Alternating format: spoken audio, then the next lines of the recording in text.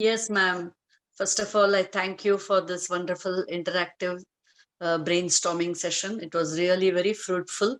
I learned a lot of things about dyslexia, how it is formed, and just now, as Priyanka said, the activities which was done by us was really it really moved me, and I could see how difficult it is for them. Uh, when we, especially when we wrote and we saw exactly what we wrote, we didn't interpret what we have written. So that was very good, and I learned something new which I didn't know about the touch point. I didn't know about that, and how to apply teach the spellings while teaching. That was also new to me because I have never taught before. Although I have experience in teaching, but this is something new to me. So this session was really fruitful. Once again, thank you so much, ma'am.